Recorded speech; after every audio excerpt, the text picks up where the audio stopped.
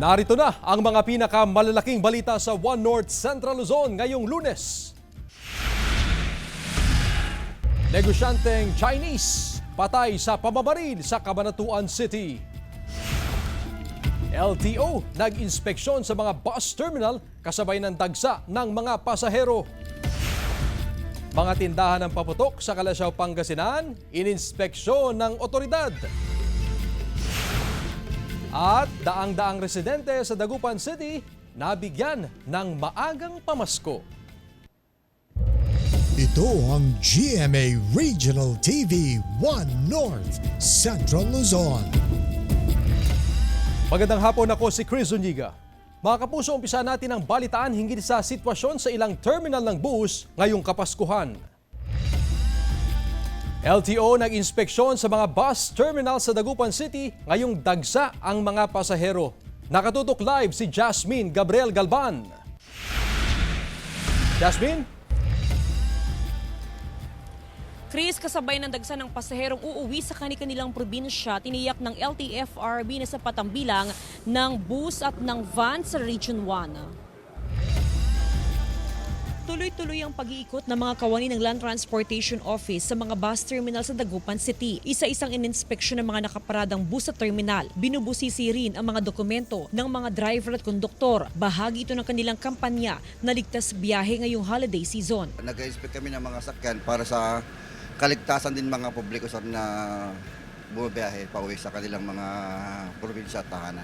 Simula pa nung nakarang weekend, dagsa ng mga pasaherong pa-Maynila at papunta sa iba't ibang probinsya gaya ng Benguet, Zambales, La Union at Isabela. Mula sa Mangaldan, biyaheng Maynila si Daryl para sunduin sa airport ang misis na isang OFW. Walang magagawa talagang ganyan Alam mo na mahabang pasensya. Oo, talagang ganyan, kasama yan. Biyaheng Tuguegarao naman si Romualdo. Doon daw siya magdiriwang ng Pasko at Bagong Taon, kapiling ang mahal sa buhay. Mag-aantay lang kami ng bakante. Kung may bakante ito, makakasakay kami. Tiniyak ng mga bus company na kondisyon ng katawan at may sapat na pahinga ang mga driver at konduktor na babiyahe ngayong holiday season. Drive safely lang po, ingat lagi. Pinag-readyan natin tong heavy traffic na to. Sa mga kagaya kong driver, ingat-ingat po tayo. 2 araw bago ang Pasko, ramdam na ang pagbigat sa daloy ng trapiko sa ilang kalsada sa Dagupan City. Christmas, saka uwian ng mga uwian ng mga ibang probinsya. Kaya traffic. Katulad sa Tapwak, medyo wala ng klase. Katuloy sa Tapwak, tinanggal yung ibang enforcer doon, nilagay dyan sa ABF.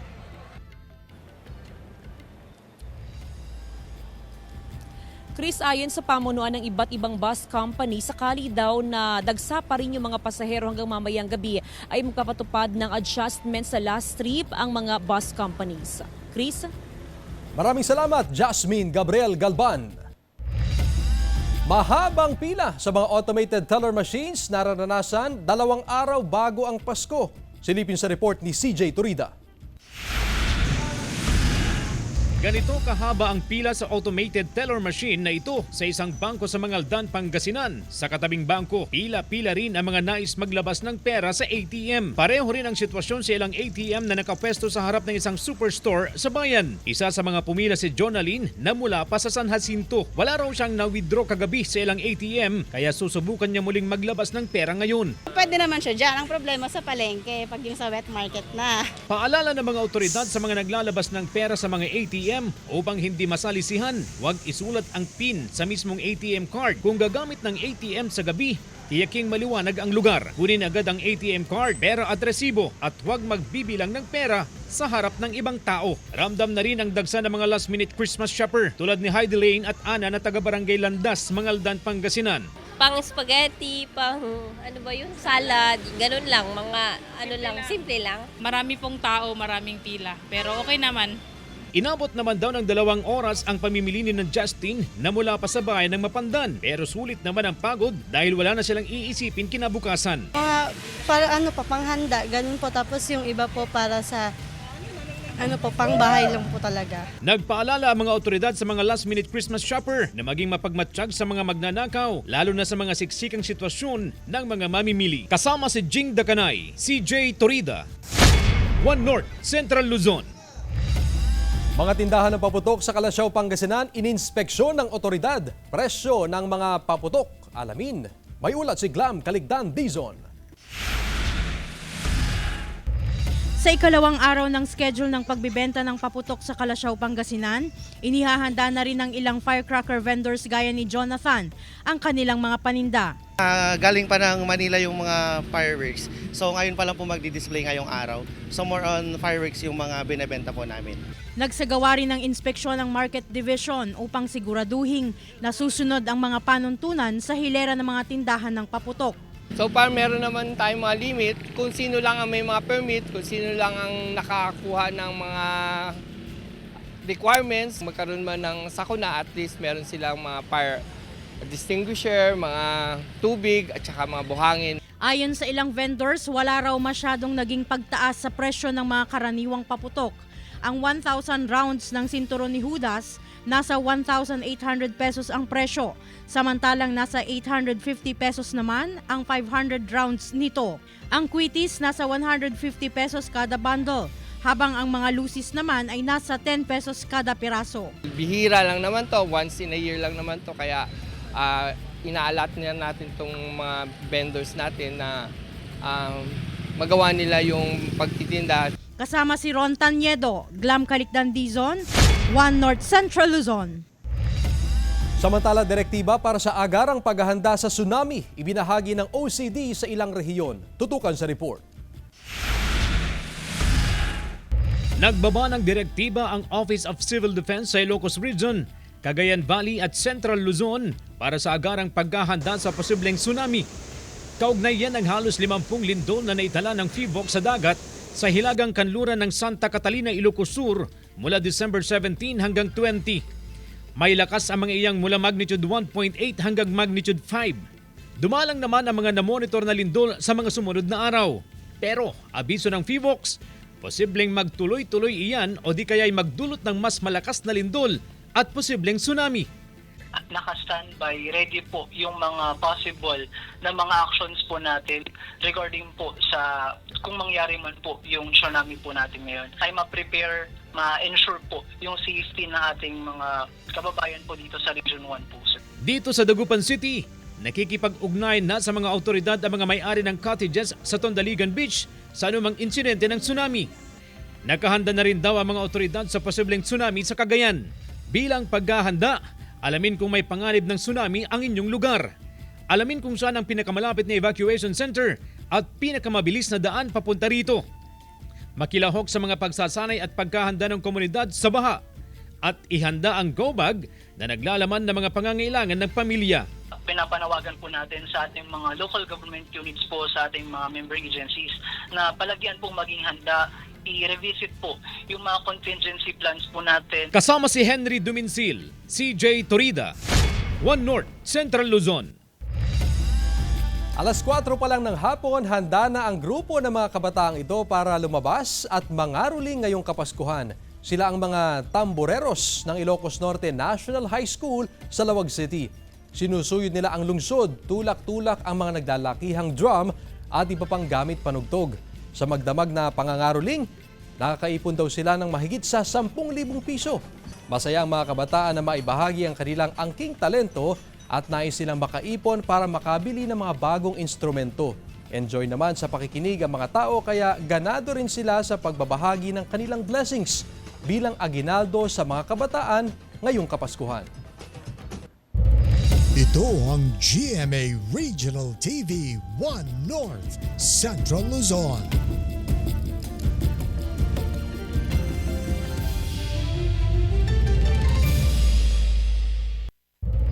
Ito ang GMA Regional TV 1 North Central Luzon.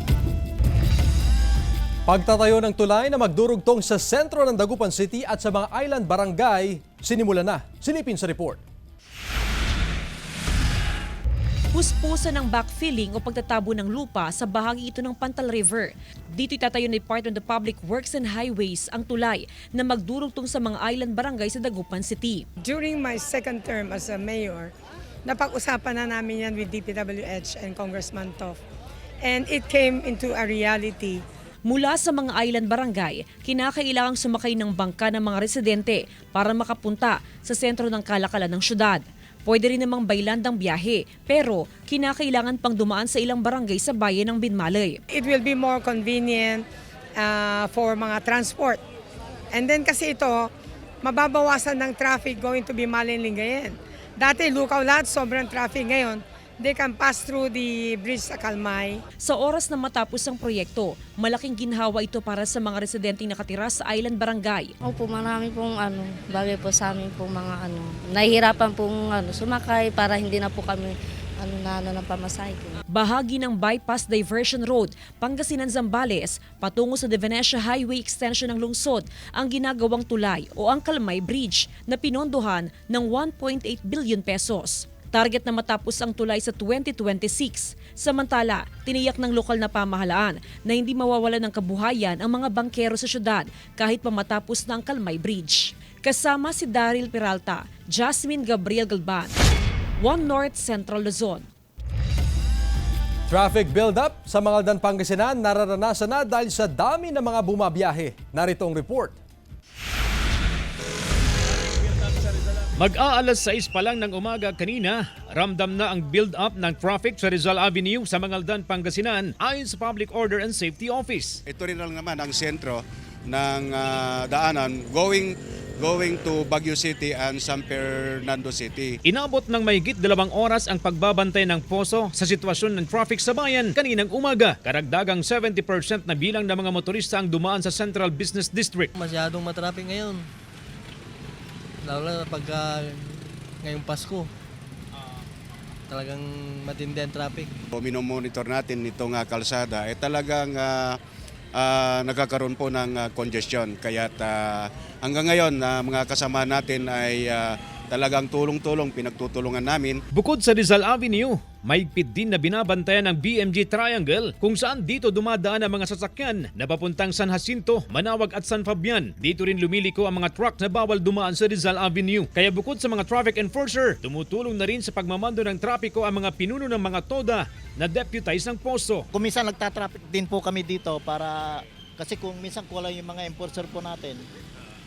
Kaya tumutulong po kami. Asahan daw na mas matinding traffic pa ang mararanasan bukas na bisperas ng Pasko. Kaya full force ang deployment ng poso bukas. Kanselado muna ang shifting sa duty at ipakakalat ng sabay-sabay ang nasa 50 enforcer sa mga posibleng choke points ng trapiko sa bayan. Kasama si Jing Dakanay, CJ Torida, One North Central Luzon.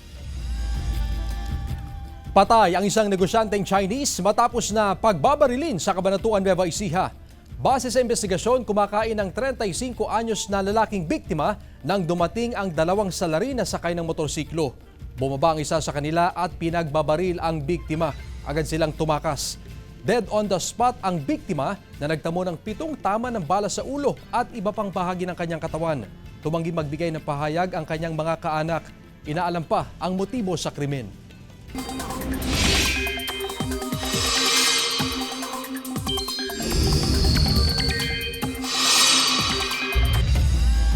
Mga kapuso, isang bagyo ang nabuo sa labas ng Philippine Area of Responsibility nitong weekend at tinawag ng Pag-asa na Bagyong Romina. Huling namataan ng bagyo sa kanluran ng Pag-asa Island, Kalayaan, Palawan. Sabi ng Pag-asa, mababa na ang tsansa nitong pumasok sa PAR dahil pahilaga ang kilos nito sa ngayon. Pero patuloy pa rin tumutok sa magiging pagbabago sa mga susunod na oras. Sa ngayon, wala nang nakataas na wind signal sa anumang bahagi ng bansa pero dahil sa trough ng bagyo, shearline at amihan, posibleng ulanin ang ilang bahagi ng bansa. May tsansa ng may hinang ulan sa ilang bahagi ng Northern at Central Luzon, kabilang na ang Cordillera Administrative Region, Cagayan, Isabela, Batanes at Babuyan Islands maging sa Aurora. Posible ring makaranas ng pag-ulan ang iba pang bahagi ng bansa. Ito ang GMA Regional TV 1 North Central Luzon.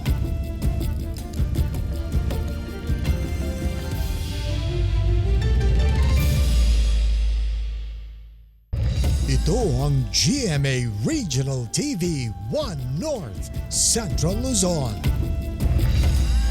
22 anyos na Pangasinense, top 6 sa katatapos na CPA board exam. Atin siyang kilalanin sa report. Walang pagsidla ng tuwa ang 22 anyos na Pangasinense nang makapasa at rank 6 pa sa 2024 Certified Public Accountant Licensure Examination. Para kay Irish Hussein na tubong Lingayen, Pangasinan, ang pagkakapasa sa board exam ay hindi lamang niya tagumpay, kundi tagumpay nila ng kanyang inang isang OFW. Lubos ang kanyang pasasalamat sa kanyang ina na nagtaguyod sa kanyang pag-aaral. Ang sakripisyo at hirap ng kanyang ina ang naging inspirasyon ni Irish para pagbutihin ang pag-aaral at makapagtapos sa kolehiyo. And dahil po sa kanya, she trained me po to be independent. Lalo na sa school, since kung paano mag-review mag-isa. And dala-dala ko po talaga siya hanggang nung nag-review ako sa board exam. Sobrang thankful po talaga ako. Hindi raw naging madali ang mga pinagdaanan ni Irish bago makapasa sa board exam. Pero mas lalo siya nagpursigi para makamit ang isa pa niyang pangarap, ang mapauwi na mula sa ibang bansa ang kanyang nanay at makasama na rito sa Pilipinas. Wala raw imposible sa pag-abot sa pangarap, basta't laki pa ng determinasyon, pagsusumikap at pananalig sa Panginoon. Dagdaan kami sa mga tough journey po talaga. There are so many bump roads. Pero kailangan mo lang talaga siyang daanan kasi it will teach you life lessons. Ipinagmamalaki ng kolehiyong pinag-aralan ni Irish ang kanyang tagumpay. Bago mag-rank 6 si Irish, dalawang magkakasunod na CPA licensure examination na rin na nakapag-produce ng rank 10 ang eskwelahan. Ilang taon na rin nakakamit ng eskwelahan ang 100% passing rate sa CPA licensure examination. Well, siyempre, nakaka-proud po kami sa mga estudyante namin na na-meet yung expectation na gano'n sa hirap ng mga teachers na turuan sila. Siyempre, alam naman natin na accountancy, isa sa mga pinaka-competitive examination. Kasama si Daryl Peralta, Jasmine Gabriel Galban, One North Central Luzon. Pinarangalan din ang rank 7 sa licensure examination for teachers na produkto ng Cagayan State University sa Tuguegarao City. Binigyan din ito ng 25,000 pesos na insentibo. Taus-puso nagpapasalamat si Diana Joy Vidoria na nakakuha ng 92.80% na rating. Inilibot din siya sa kabayanan bilang pagkilala sa kanyang tagumpay. Patay na ng matagpuan ng 57 anyos na lalaki matapos malunod sa Balingkaging River sa Mabini, Pangasinan. Nakilalang biktima na si Jimmy Arenas, residente ng Barangay Calzada. December 20 ng tanghali nang magpaalam si Arenas na maliligo lang sa ilog. Pero hindi siya nakabalik, kaya siya hinanap at natagpuang wala ng buhay pasado alas 4 ng hapon sa parehong araw. Ayon sa investigasyon ng otoridad, posibleng inatake sa puso ang biktima habang naliligo sa ilog na naging sani ng kanyang pagkalunod. Nagliyab sa gitna ng kalsada habang tumatakbo ang isang 12-wheeler nitong Sabado sa Bypass Road sa Labag City. Agad namang rumesponde ang mga bumbero na mabilis na naapula ang apoy. Nasunog ang gulong at ilang dilatang karga ng truck. Ayon sa driver, sumabog ang gulong ng truck hanggang sa magliyab. At nang buhusan ng tubig, mas lalo pang lumaki ang apoy at sumabog din ang isa pang gulong. Galing daw sa Bulacan ng truck at magde-deliver sana sa isang bodega sa bayan ng Bacara. Walang nasugatan sa insidente. Inihayag ni Health Secretary Teodoro Herbosa na hindi na required ang purchase booklet sa mga senior citizen upang maka-avail ng diskwento sa bibilhin nilang gamot. Sa inilabas na Administrative Order No.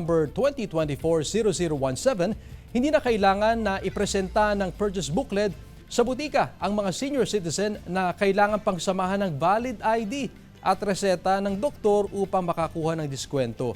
Bati daw ni Herbosa na isa ring senior citizen ang pagdadala ng purchase booklet kaya kailangan daw na magaan ito para sa kanila ang pag-avail ng diskwento sa mga bibilhing gamot ng senior citizen.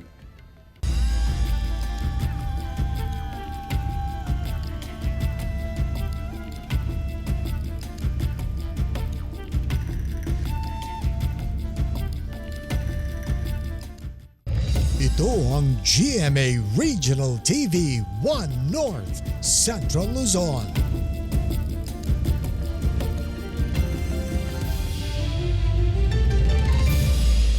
Ito ang GMA Regional TV 1 North Central Luzon. Sa mga ninong at ninang dyan, may bago at malulutong na ba kayong pang-aginaldo sa inyong mga inaanak? Aba, simula po ngayong araw o 2 araw bago ang Pasko, pwede nang makakuha mula sa mga bangko ang bagong pera ng Pilipinas na may bagong disenyo. Kung ano ang itsura niyan, alamin sa balitang hatid ni CJ Turida. Ito ang Visayan Leopard Cut na tinatawag ding maral. Matatagpuan ang mga ito sa Negros at Panay Island at itinuturing na vulnerable o nanganganib maubos sa IUCN Red List of Threatened Species noong 2008. Isang Visayan Leopard Cut sa mga bagong mukha ng polymer banknotes ng Bangko Sentral. Tampok ang piling endangered at native species na mga hayop at bulaklak, mga likas na yaman at katutubong habi sa Pilipinas. Bukod sa 1,000 piso kung saan tampok ang Philippine Eagle, tampok naman sa 500 peso bill ang Visayan Spotted Deer, Palawan Peacock Pheasant sa 100 piso at Visayan Leopard Cut sa 50 piso. And if they do get dirty, you can easily wipe them off with a damp cloth without any damage to the banknote whatsoever. Another key advantage is security. Counterfeiting has always been a problem for economies around the world, but polymer banknotes are a notable progressive change. Their advanced security features make it more difficult to replicate. Simula December 23, pwede nang makuha ang bagong banknote sa mga bangko pero limitado muna ito sa Greater Manila area. Sa Enero na mapapalawig ang sirkulasyon nito sa buong bansa. Ayon sa BSP, pwede pa rin gamitin ang mga lumang perang papel. CJ Torida, One North, Central Luzon.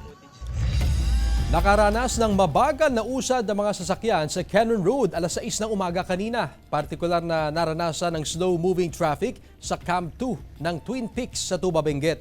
Para makaiwas sa traffic, pinapayuhan ng mga motorista na papunta at palabas ng Baguio City na gumamit ng mga alternatibong ruta tulad ng Marcos Highway at asin ng Alisan San Pascual La Union Boundary Road.